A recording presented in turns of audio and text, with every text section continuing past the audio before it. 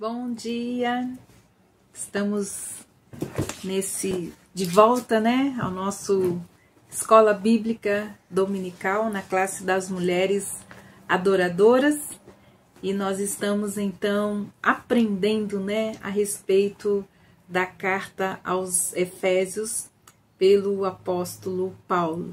Nós estamos aprendendo desde do primeiro domingo desse mês, e nós vamos então dar continuidade hoje com o capítulo 3 e o capítulo 4 dessa carta, muito importante para nós como igreja, né? E então nós vamos estar meditando sobre esta carta, e vamos então orar, que Deus abençoe vocês e que tenham um domingo abençoado em nome de Jesus. Senhor, nós te pedimos. Já entramos, Senhor, na plena certeza de que o Senhor está nos ouvindo, porque o Senhor está se movendo nos céus, Senhor, e na terra, cumprindo, Senhor, os teus planos e os teus propósitos, como diz o apóstolo Paulo, aqueles que o Senhor criou já de antemão, antes da fundação do mundo.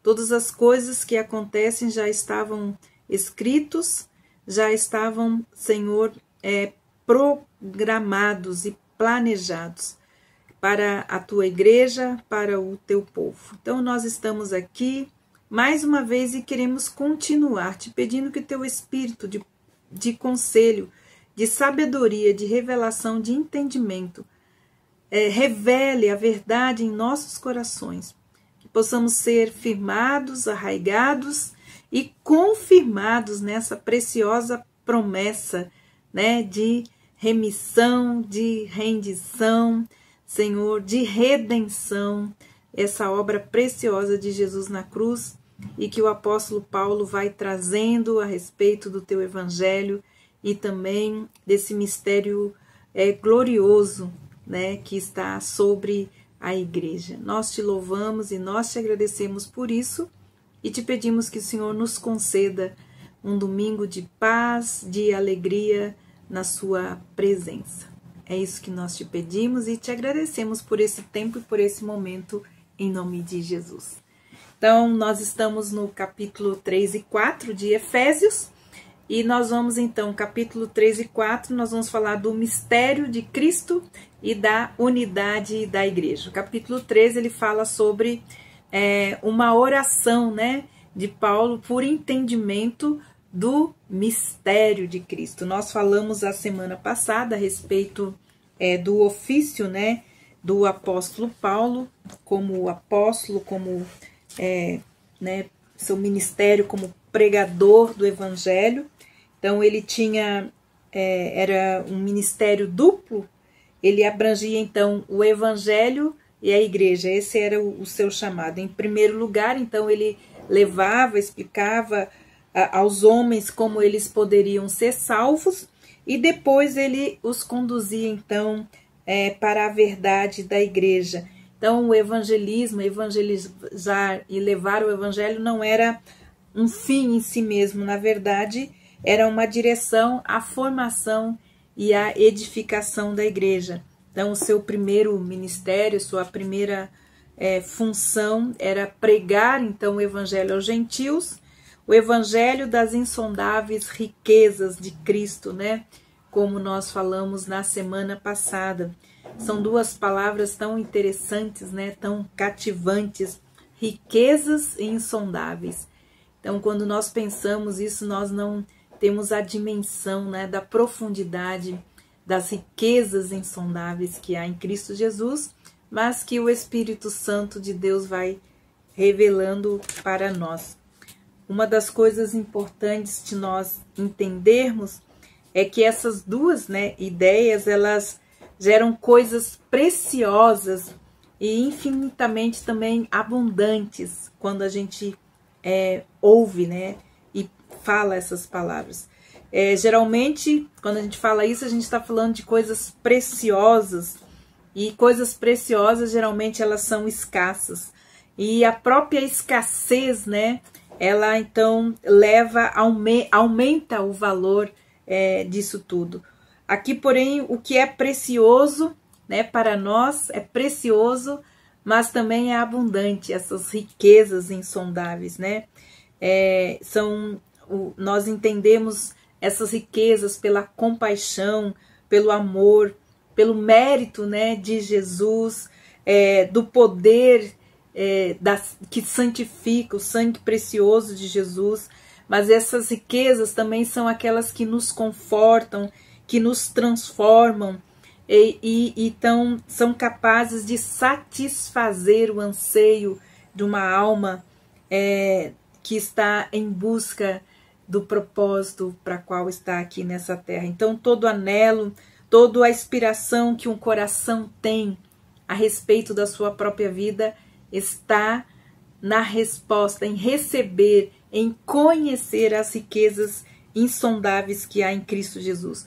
O que nós precisamos entender é que quem crê e confia, e quem recebe, e quem experimenta essas riquezas insondáveis, ele se torna então, e confia, né, nessa herança de ser um co-herdeiro com Cristo Jesus, ele se torna então um bilionário espiritual em Cristo Jesus, porque ele já possui então essas heranças, né? Esses tesouros inesgotáveis. E nós vamos então dar início a esse nosso estudo, lendo então Efésios capítulo 3, que é hoje o nosso estudo, capítulo 3 e também o capítulo 4. Então vamos lá.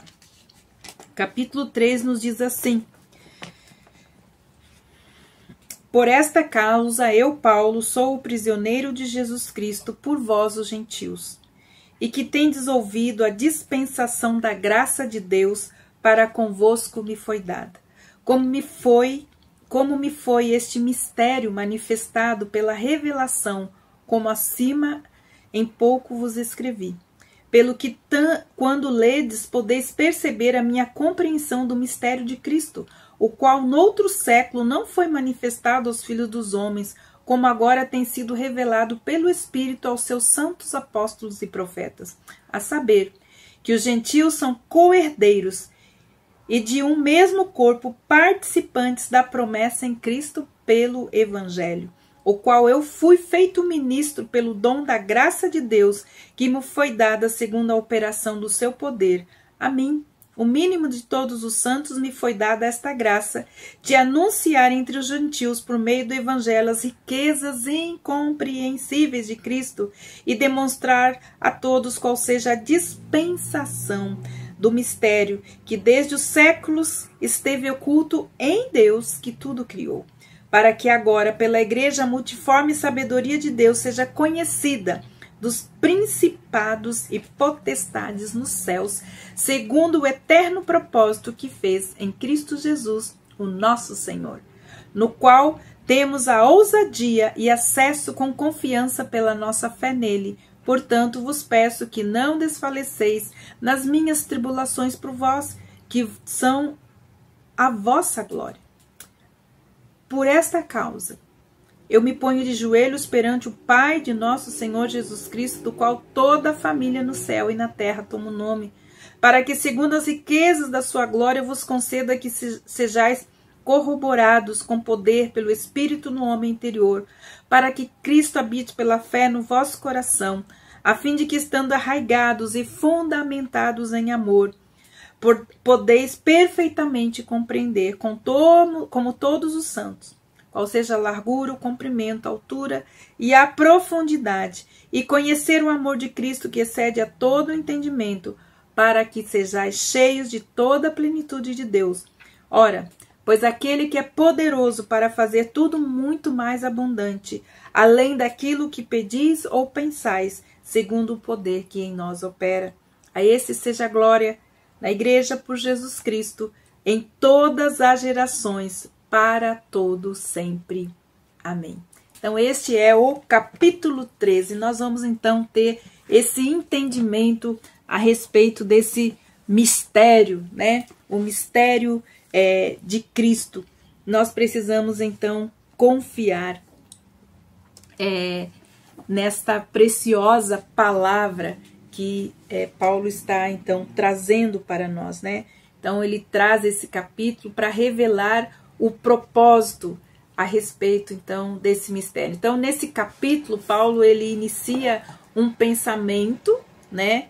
E ele deixa incompleto até o versículo 14. Primeiro ele celebra a sua condição atual como apóstolo à luz da vontade do chamado de Deus, como nós falamos na semana passada, no chamado de Deus para a sua vida, sobre a dispensação da graça de Deus, como Deus dispensou então a sua graça como uma estratégia divina no seu chamado e também para o chamado aos gentios e também para a igreja. Então, o ministério de Paulo, ele não era uma criação pessoal dele, mas fora dado a ele como uma comissão divina, como nós vimos na semana passada, e também podemos ver isso no capítulo 9, nos versículos 15 a 16 do livro de Atos. Vamos lá confirmar. Atos, capítulo 15, capítulo 9, versículos, então, 15 a 16, que nos diz assim: Disse-lhe, porém, o Senhor, vai, porque este é para mim um vaso escolhido para elevar o meu nome aos gentios e dos reis e dos filhos de Israel, e eu lhe mostrarei quanto deve padecer pelo meu nome. Então, este foi o chamado, né? Ananias foi chamado por Deus para revelar então qual seria o chamado de Paulo, né? Ainda Saulo, ainda não era Paulo, mas era Saulo. Nos versículos então 13 e 4, ele se refere, então Paulo está se referindo ao mistério manifestado, né? Desejando que a igreja pudesse então perceber e compreender o mistério de Cristo. Então, é muito importante isso, o mistério de Cristo. Mas o que significa, então, o mistério de Cristo? Então, esse mistério aponta para algo que antes estava oculto, ou era um segredo, né, que agora foi revelado por meio do Espírito Santo. Estava em Deus, né, esse segredo estava em Deus, e ele ainda não tinha sido revelado, mas agora ele tinha sido revelado pelo meio do Espírito Santo de Deus. Então, o mistério revelado é que Deus determinou, por meio da pessoa e da obra de Cristo, incorporar os gentios no único corpo da igreja. Então, como parceiros e iguais, então, em herança com Israel. Como lemos então no versículo 6, que diz assim: a saber, que os gentios são co-herdeiros de um mesmo corpo, participantes da promessa em Cristo pelo Evangelho. Todos os gentios, quer dizer, todos aqueles que não são judeus, que crerem no Evangelho, que confiarem em Jesus, e que confessarem Jesus como Senhor e Salvador das suas vidas, então eles se tornam então participantes do corpo universal, né, de Cristo. Então, olha só, sendo eles então herdeiros, indica que todos os crentes que estão em Cristo e Cristo está neles, são co-herdeiros do reino de Deus. Este termo também ele caracteriza uma nova comunidade, né, de crentes com Cristo como cabeça. Essa nova comunidade é chamada de igreja, né? Então essa nova comunidade de crentes cuja a cabeça é Cristo e o corpo então é a igreja. Que os gentios então, né, os gentios que não são judeus estariam no mesmo em pé de igualdade com este povo que tinha uma aliança, que tinha um pacto com Deus, né? Era um novo aspecto, então, da revelação de Deus para os gentios.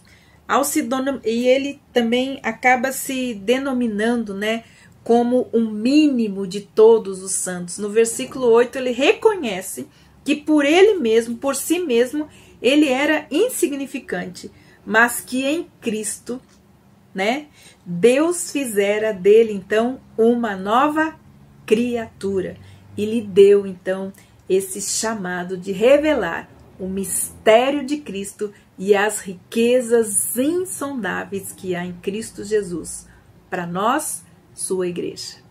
Paulo, ao revelar esse mistério, né, a intenção de Deus é que pela igreja sua multiforme sabedoria fosse conhecida. Multiforme, então. Multiforme significa variada ou multicolorida, como uma linda joia, como as cores do arco-íris. Então, de várias formas, Deus quer que a sua sabedoria seja conhecida por todos.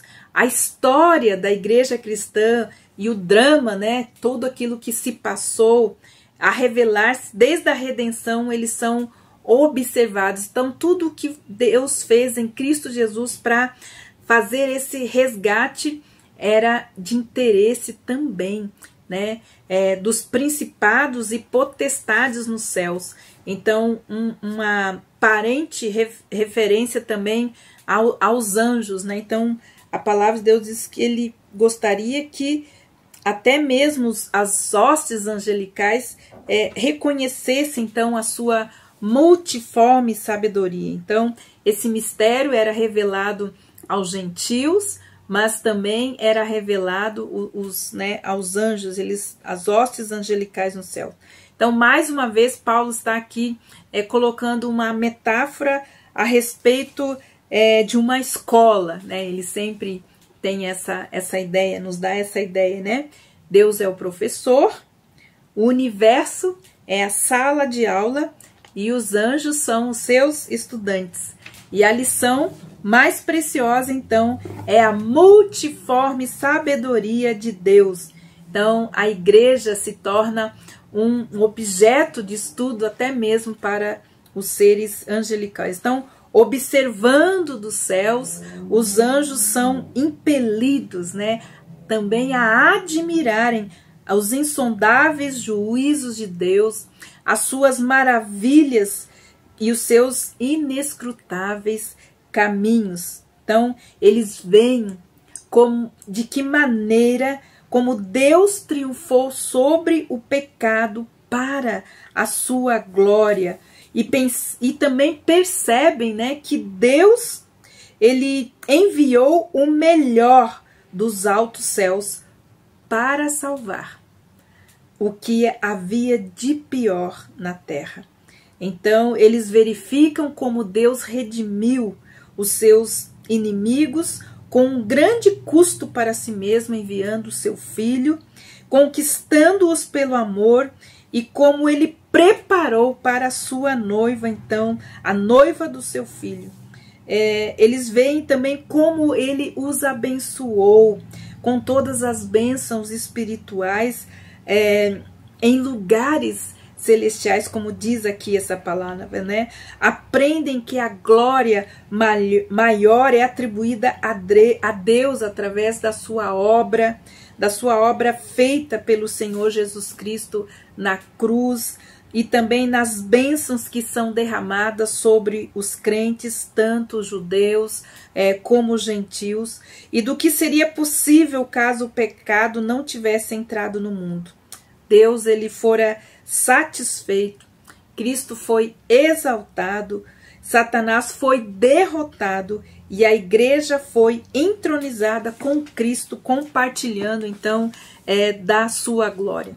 Então Paulo, ele traz essas coisas assim que são tão preciosas, né? Quando a gente vai estudando, lendo, e a gente vai orando, pedindo que o Espírito Santo de Deus vai revelando e vai confirmando isso, concretizando isso no nosso coração, como é a oração de Paulo, que nós sejamos corroborados, quer dizer, que isso se firme, que isso se confirme, que isso se complete em nós, toda essa obra, toda essa riqueza insondável em nossas vidas, na vida da igreja. Paulo revela que a igreja, na verdade, é central na ação de Deus, na história, no evangelho. São as boas novas, então, para essa nova sociedade, para a igreja, né, essa nova comunidade e então uma nova vida. Paulo descreve a igreja como um agente divino na terra, como uma sociedade divina,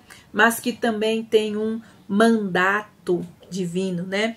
Com tudo isso, Paulo revela, né, retorna novamente a sua oração, a oração que ele iniciou então no versículo 1.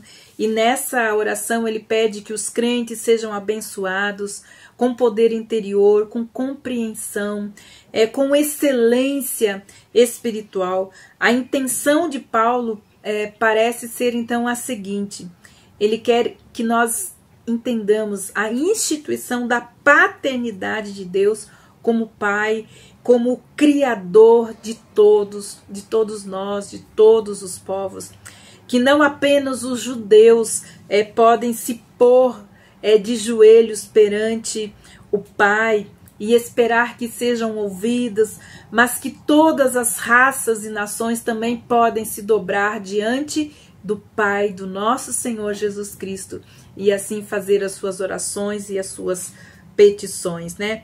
Paulo ora para que nós tenhamos, que a igreja e que o seu povo tenha poder interior, que seja uma vida que resulte em riquezas espirituais pela habitação de Deus em nossos corações. Então ele pede que os crentes sejam corroborados ou confirmados, então que sejam concretizados, arraigados, que sejam firmados, confirmados, cheios por meio da obra da Trindade, do Espírito, de Cristo e de Deus também como nosso Pai. Ele termina então esta oração com uma grandiosa, novamente, doxologia, como nós vimos na semana passada. E ele fala então a respeito da majestosa competência de Deus. Ele ora para que a glória de Deus seja manifestada abundantemente na igreja e também em Cristo, e que a igreja trará a glória de Deus para todo o sempre. O capítulo 4, então, nos fala sobre a exortação à unidade cristã. O capítulo 4 fala sobre a exortação sobre a unidade cristã, a importância da unidade cristã. Então, essa exortação, ela serve, então, de transição, uma transição muito importante na carta, quando ele passa, então, da declaração de fé, né, que nós devemos estar firmados, arraigados, comprometidos, firmados nessa declaração de fé da obra de Jesus Cristo, de fé da igreja, né? Para a declaração, então ele passa, então, depois de falar, de confirmar a igreja como uma obra, como, né, uma obra preciosa de Deus, né, como um plano de Deus, ele passa então a falar sobre a declaração da missão, então, dessa igreja, dessa nova comunidade firmada em Cristo Jesus. Paulo insiste em que o comportamento do crente, ele deve ser digno do seu chamado divino. Os crentes, eles têm a responsabilidade de preservar a unidade do corpo de Cristo, assim como tu és um em mim, que eles sejam um em nós. Né? Então, sempre esteve no coração de Deus a unidade. E agora Paulo falando sobre a unidade do corpo de Cristo. Paulo repete, então, 7 vezes essa expressão, um só, que constitui, então, o fundamento pelo qual o Deus triuno cria uma unidade no meio da igreja. Então, o plano de Paulo aqui, nesse capítulo, pode ser visto do ponto de vista da obra de um só Espírito. Fala, há um só Espírito. E é ele que, então, traz todas essas verdades, todo esse mistério que foi revelado nesse tempo. Então, é a obra do Espírito Santo criando, então, um só corpo, um só Senhor, um só Jesus Cristo. Criando uma só esperança, uma só fé, como ele diz, um só batismo, um só Deus, e que é Pai, né, de todos. Então, criando um só povo e um só Deus. Ou seja, um só Deus que é Pai de todos, lembra os crentes que a unidade de Deus define também a unidade da igreja. Pai, Filho e Espírito Santo. É o reflexo, então define o que deve também ser a unidade na igreja. Paulo fundamenta então que há a diversidade, né, dentro da unidade, a diversidade de dons, de ministérios, mas dentro de uma unidade dentro da igreja. Deus concede a medida da graça, né, a cada crente com um dom de Cristo, né? Então, dom é presente, né? Deus nos doa alguns presentes. Então, isso são dom. O versículo 8 nos diz isso: subindo ao alto, ele levou o cativo cativeiro e deu dons aos homens. Esse versículo, então, é uma alusão ao Salmo 68, versículo 18, que nos diz assim. Então, eu gostei da tradução na Bíblia Viva, que está escrito assim: ele subiu às alturas, levando cativos muitos prisioneiros. Recebeu homens como dádivas, como dons, até mesmo rebeldes. E assim o Senhor Deus se faz presente no meio deles. A essência desse salmo é que um militar vencedor tem o direito de receber o despojo ou o dom do povo por ele conquistado e que agora se tornam os seus súditos. Paulo sugere, então, que Cristo venceu os seus inimigos, redimindo os pecadores e lhe deu, então, dons, sendo o próprio Paulo um exemplo perfeito desta obra redentora, né? Como vencedor do pecado e da morte. Então, Cristo concede dons aos seus novos e dedicados seguidores, os seus cativos, como diz Paulo, seu prisioneiro. Paulo também enfatiza que o Cristo ressurreto é exaltado e agora concede a plenitude das suas bênçãos à igreja e também ao universo. Então a gente vai lendo a palavra de Deus e a gente vai vendo essas riquezas e todo esse que está escrito. Então quando você lê essa carta, lê o capítulo 1 de Efésios, o capítulo 3 de Efésios, você vai vendo, então, quando fala nós somos co-herdeiros do quê? Herdeiros do quê? Dessas riquezas insondáveis. Leia e você vai entender e compreender como você é um bilionário, né, espiritual. São listados também aqui neste capítulo 5 grupos de pessoas então dotadas que receberam dons, ou seja, que receberam dons para trabalhar, edificar então a igreja. Ele falou sobre os apóstolos, os profetas, os evangelistas, os pastores e também sobre os doutores ou mestres, né? Então, os apóstolos e profetas, eles são fundamentais para o trabalho da igreja. São eles que levam, então, a palavra, o evangelho, né? O termo apóstolo, ele se refere primeiramente ao homem enviado, a homens enviados a uma missão ou alguma tarefa divina enviada, então, por Deus. Eles também servem como porta-vozes de Deus, trazendo novas revelações e compreensões, então, para a igreja. Os profetas, eles revelam aos crentes, à igreja, a vontade de Deus para o presente ou até mesmo para o futuro por meio da palavra já revelado pelo Espírito Santo, pela palavra de Deus. Já os evangelistas tinham o dom de pregar o evangelho, de plantar igrejas. Eles proclamavam, então, as boas novas com palavras e ações e instruíam, então, a igreja também a evangelizar. Já os pastores, doutores ou mestres compartilhavam outras responsabilidades semelhantes. Os pastores, eles proviam, eles supervisionavam, então, a igreja, né? O conforto, a orientação, como pastores, então, daquelas igrejas.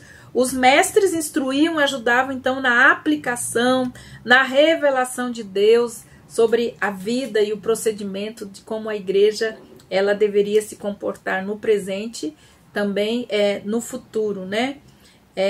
Os doutores, então, ajudavam nisso. O propósito das pessoas dotadas de dons, então, era equipar os outros para os outros ministérios, né, que eram revelados, né, na igreja, para a unidade da igreja. Nós temos isso em 1 Coríntios, capítulo 15, versículos 3 e 4. Nós temos, então, esses ensinos revelados lá. Então, o propósito das pessoas dotadas era equipar, né, a igreja e os ministérios. Tem uma frase longa, né, no livro de Efésios, dos versículos 11 a 16, que forma uma frase longa também num texto em hebraico, que é o termo aperfeiçoamento. É uma das frases mais longas, né, no grego. E ela era usada, às vezes, para se referir, então, à ação de consertar e de restaurar. Então, fala que os dons são para o aperfeiçoamento dos santos, né? Essa ação dos dons. Então, é de consertar, de restaurar, de estabelecer, então, os princípios para a igreja. O ministério, então, ele tinha em mente levar os crentes a 3 objetivos, os ministérios, né? Então, aperfeiçoava os crentes na unidade da fé, no conhecimento do Filho de Deus e na maturidade e na plenitude de Cristo. Quando nós lemos as cartas de Paulo, então ele tem esse objetivo ao trazer, então, um ensinamento para a igreja. A maturidade e a unidade são medidas, né, de termos relacionados com o corpo de Cristo. Então, essa é a intenção de Paulo, trazendo essas verdades importantes. Então, isso traz a harmonia e faz com que o corpo seja bem ajustado, né? Os dons, os ministérios, a capacitação. E para concluir esse capítulo, então, Paulo fala sobre a santidade. E ele fala, então, que a santidade cristã era oposta aos costumes dos gentios daquela época. Por isso, Paulo descreve quem os cristãos eles já são e também destaca o que eles deveriam ser e esforçar-se por tornar-se. Então, mas apesar de hoje nós estarmos livres, né, do castigo, do eterno, né, do pecado, só podemos obter a libertação do nosso trato passado, ou seja, da nossa vida de pecado, mediante uma busca diária por a obediência à pureza. E aí ele vai citando, né, qual o novo compromisso de vida que os novos cristãos de Éfeso, né, os gentios, deveriam começar então a buscar. Então ele fala exatamente isso, né? Quais esse novo estilo de vida para os crentes da igreja. Então ele falava que deveriam deixar a mentira, falar a verdade, que eles deveriam falar a verdade com o seu próximo, não pecar por causa da ira, não dar lugar ao diabo, aquele que furtava, que não furte mais, mas que trabalhe fazendo as coisas com as suas mãos, aquilo que é bom, para que tenha também, além de ganhar para si, também pudesse repartir com aqueles que têm necessidade. Falou que não deveria sair da boca deles nenhuma palavra torpe, mas toda palavra que fosse para a edificação, que promovesse então a edificação. Que toda amargura, que toda ira, que toda cólera, gritaria, blasfêmia e que toda malícia fosse tirada do meio deles. Que eles fossem benignos uns para com os outros, misericordiosos, perdoando uns aos outros, como também em Deus ele nos perdoou. Essa carta de Efésios, ela é muito rica. A gente só pode dar algumas pinceladas, né? Mas eu peço a você, leia essa carta, estude, tenha curiosidade, procure outros estudos mais completos sobre a carta de Efésios. E você vai entender o propósito do seu chamado, do chamado da igreja e a esperança que nós temos, né? Como igreja, a espera, né? Como a noiva, a espera do nosso noivo amado. Acredito eu que não está muito longe e nós precisamos estar prontos com as nossas vestes, né? Como Paulo fala, a santidade cristã, ela é muito importante pessoal, mas também como igreja, como noiva de Cristo. Que Deus abençoe você e até o nosso próximo domingo, então, com a parte final da carta aos Efésios. Que Deus te abençoe e até lá.